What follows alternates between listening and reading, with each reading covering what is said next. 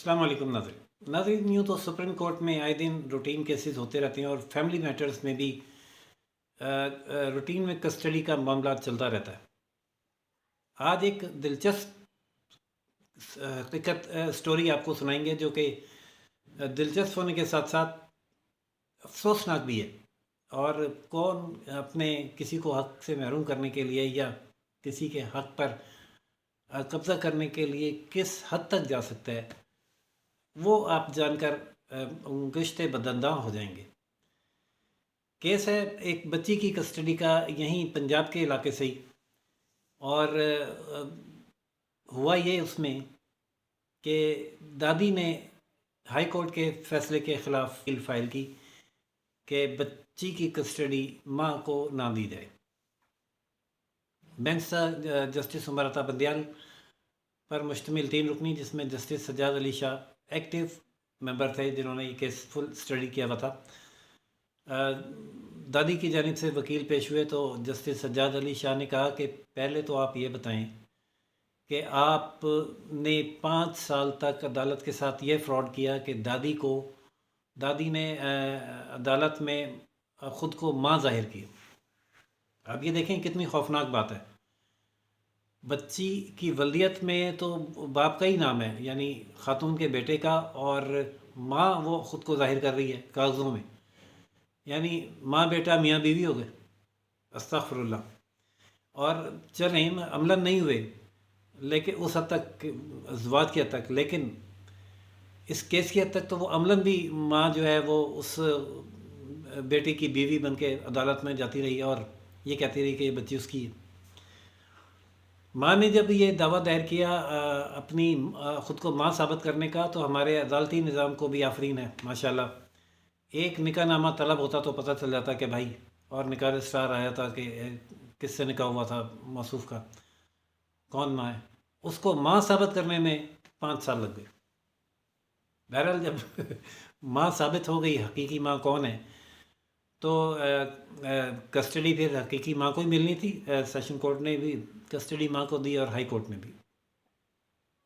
उसके फैसले के ख़िलाफ़ अब किस ग्राउंड पे सुप्रीम कोर्ट आया गया कि 8 साल से बच्ची एक अच्छे माहौल में रह रही है और वो जिसकी माँ है वो एक कमरे के घर में रहती है, गरीब है, तो बच्ची वहाँ जाएगी, माहौल असर पड़ेगा तो वेलफेयर, माइनर की वेलफेयर जो है वो मुतासर होगी। जस्टिस सज्जाद अली शाह ने आड़े हाथों लिया वकील को और ये कहा कि आपने अदालत के साथ फ्रॉड करके बच्ची को उसकी ममता से महरूम रखा। आपके ख़िलाफ़ तो क्रिमिनल केस बनता है, यानी दादी के ख़िलाफ़ क्रिमिनल केस बनता है, क्यों ना उनके ख़िलाफ़ कानून के मुताबिक कार्रवाई की जाए। वकील साहब तो ज़ाहिर है उसने क्लाइंट के फेवर में जो नुक्ता जा रहा होता है उसकी बात करनी थी। उनका जी वो तो मामला सेटल हो गया, अब माँ साबित हो गई जो थी वो भी ख़त्म हो गया, अब हमने बच्ची की वेलफेयर देखनी है कि बच्ची जो है ये यहाँ एक अच्छे माहौल में रह रही है, अच्छी जगह पढ़ रही है, माँ का एक कमरे का मकान है, तो वो उसका फ्यूचर ख़राब होगा। जस्टिस सज्जाद अली शाह ने कहा कि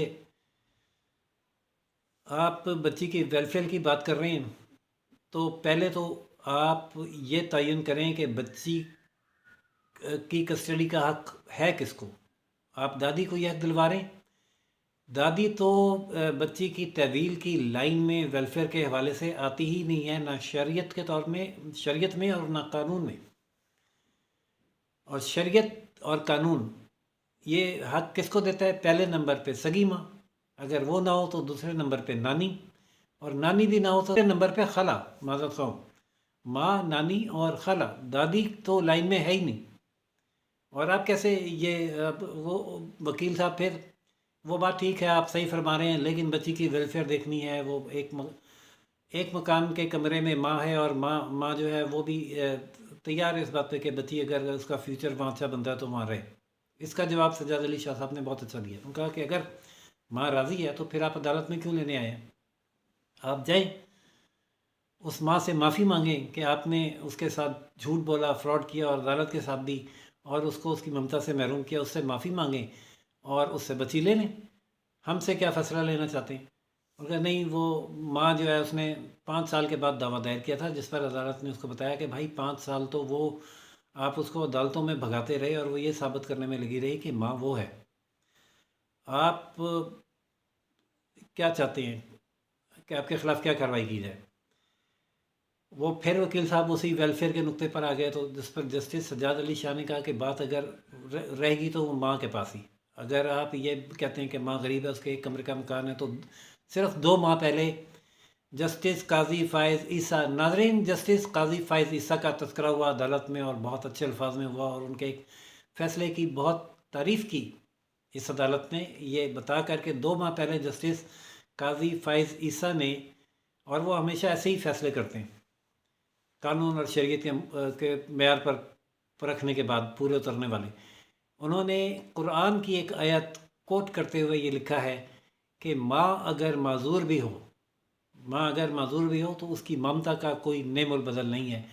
بچی کو اس کی ممتا سے محروم نہیں کیا جا سکتا. اگر بچی کو ماں کے پاس چھوڑا جائے تو معذور ماں بھی بچی کو یہ بتائے گی کہ ممتا کیا ہوتی ہے. انہوں نے کہا کہ آپ اس بچی کو اس ایک کمرے کے مکان میں ماں کے ساتھ چھوڑیں، اور پھر 15 دن کے بعد پوچھیں کہ بچی ماں کے ساتھ رہنا چاہتی ہے تو یا دادی کے پاس جانا چاہتی ہے، تو بچی آپ کو بتائے گی کہ وہ کہاں رہنا چاہتی ہے.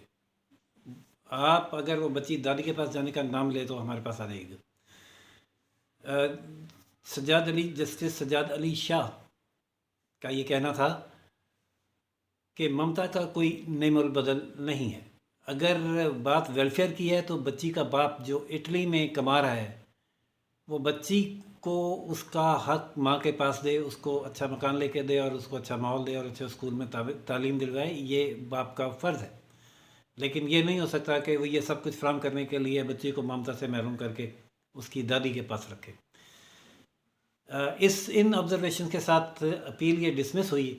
اور یہ بھی اس میں ایک اور بھی تذکرہ آیا کہ یہ جب یہ ذکر آیا 15 دن والا، کہ 15 دن بچی کو پاس رکھ کے ماں کے پاس رکھیں اور پھر پوچھیں، تو اس موقع پر جسٹس سجاد علی شاہ نے وکیل صاحب کو یہ بھی بتایا کہ آپ نے جو یہ اپیل دائر کی ہے اس میں بچی کی ماں کے خلاف اتنا کچھ لکھا ہے.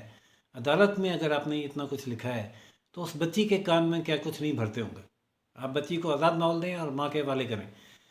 اور اس کے ساتھ ان ریمارکس کے ساتھ یہ اپیل ڈسمس کی گئی. اور ناظرین جب اپیل ڈسمس ہو گئی تو بہت غصے اور اضطراب میں دادی اس پوتی کو لے کر باہر نکلیں، اور میں نے ان سے سوال کیا کہ اب تو عدالت نے فیصلہ دے دیا ہے کہ کیا آپ اس کو اس کی والدہ کے حوالے کریں گی؟ تو انہوں نے کہا کہ فیصلہ جو بھی ہو گیا ٹھیک ہے، میں اس بچی کو نہیں دوں گی. کیا فیصلہ ہوا ہے جی کیس کا؟ ٹھیک ہو گیا جو تو بچی دے سو پھر ماں کی کیوں کو نہیں ہو سکتا. عدالت کا حکم ہے.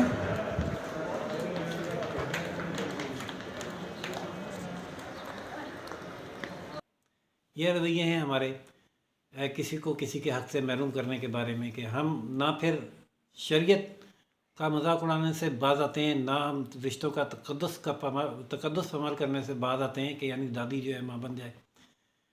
ماں بن کر پال تو سکتی ہے، یعنی ماں بن کر پالنے سے مراد یہ ہے کہ اگر خدا نخواستہ ماں نہیں رہی تو پھر دادی اس کو پالے گی.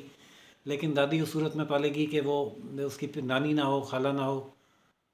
لیکن اس طرح سے قابض ہو کر کسی کے حق پر اور کسی بچی پر قبضہ کر لینا، یہ تو بچی ہو یا جائیداد ہو، ہمارے رویے ایسے ہی افسوسناک ہیں. ہم آئین قانون اور اخلاقیات کی ایسے ہی دھجیاں اڑایا کرتے ہیں، معاشرت کی بھی اور شریعت کی بھی. اللہ تعالیٰ ہمیں ہدایت دے. ناظرین ایسے ہی دلچسپ واقعات اور مقدمات کی تفصیل کے ساتھ آپ کے سامنے حاضر ہوتے رہیں گے. اگلی کسی اپڈیٹ تک کے لیے اجازت دیجیے. راشد حبیب کو روشن پاکستان نیوز سے چینل لائک، سبسکرائب اور شیئر کرنا نہ بھولیے گا. اللہ حافظ.